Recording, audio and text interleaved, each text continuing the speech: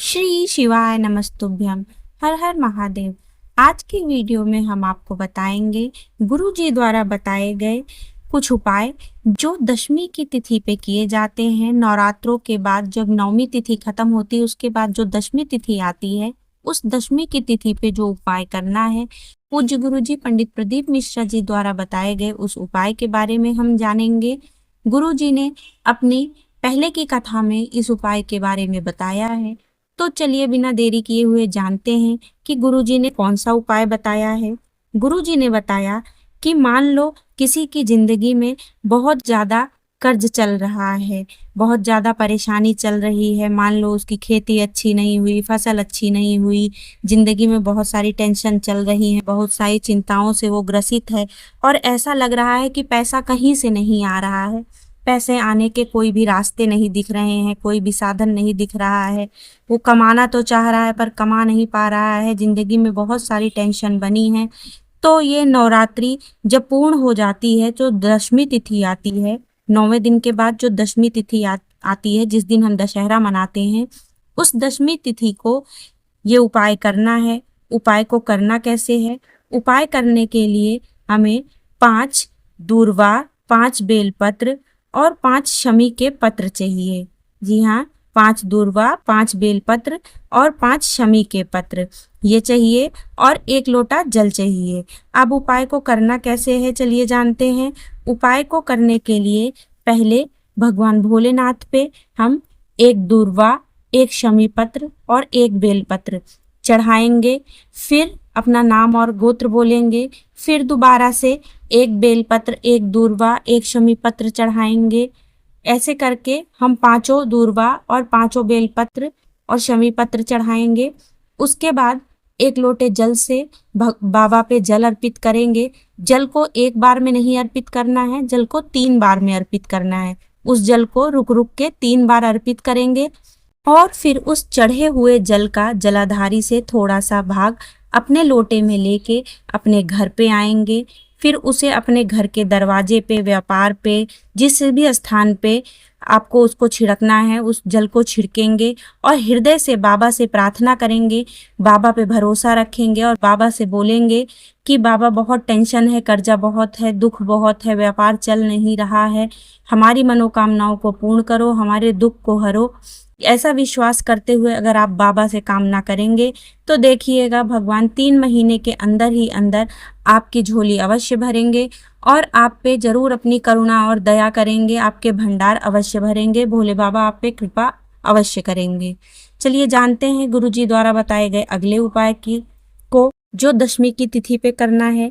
गुरुजी ने बताया कि अगर दशमी की तिथि पे हम भूलवश भी अगर भगवान भोलेनाथ को शमी पत्र अर्पित कर देते हैं तो भगवान उसके घर में कभी भी धन संपदा की कमी नहीं रखते।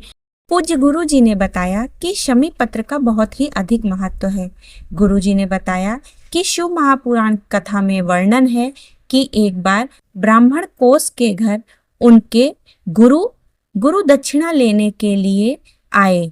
उनके गुरु वरंतु ने उनसे दक्षिणा में उन्होंने 14 करोड़ सोने की मुद्राएं मांगी, क्योंकि गुरु का तो काम ही होता है गुरु दक्षिणा लेना और वो परीक्षा भी लेते हैं।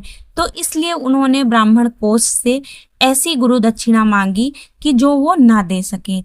तब ब्राह्मण कोष ने बोला कि गुरु को तो गुरु दक्षिणा देना बहुत ही जरूरी होता है।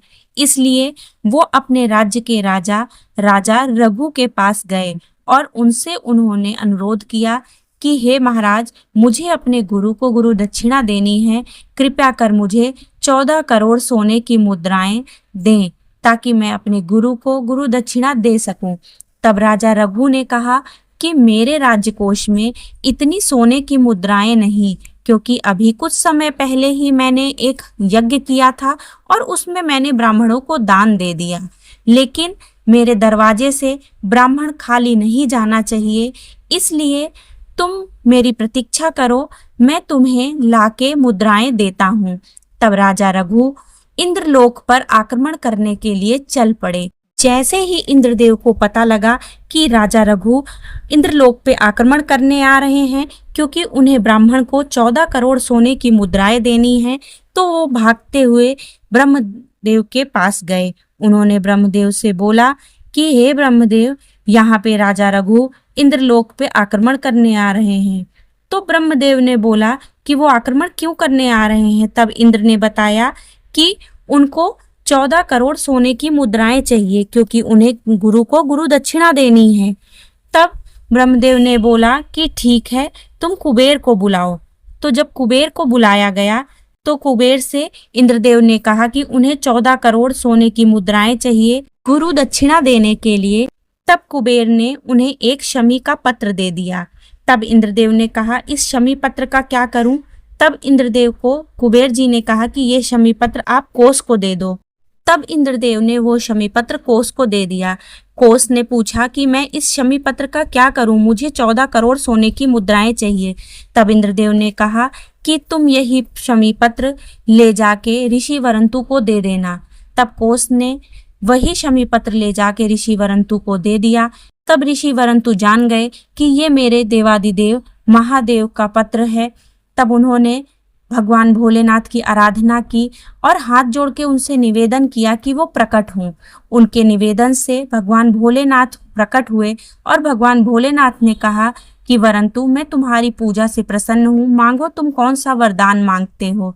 तब वरंतु ने कहा कि हे भगवान भोलेनाथ, नवरात्रि के अगले दिन मतलब विजयदशमी के दिन जो भी भक्त जाने अनजाने में आपको शमी पत्र चढ़ाए तो उसके धन धान्य में कभी कमी मत करना, उसके घर में कभी संपदा की कमी मत करना। तब भगवान भोलेनाथ ने उन्हें तथास्तु कह के यह वरदान, जो भी मुझे विजयदशमी के दिन शमी पत्र चढ़ाएगा उसके घर में कभी धन धान्य की कमी नहीं होगी, धन संपदा की कमी नहीं होगी। तो ये थे गुरुजी द्वारा बताए गए उपाय। उम्मीद है आपको वीडियो उपयोगी लगी होगी। अगर वीडियो उपयोगी लगी हो तो चैनल को लाइक और सब्सक्राइब अवश्य करें और कमेंट में श्री शिवाय नमस्तुभ्यम अवश्य लिखें। हर हर महादेव।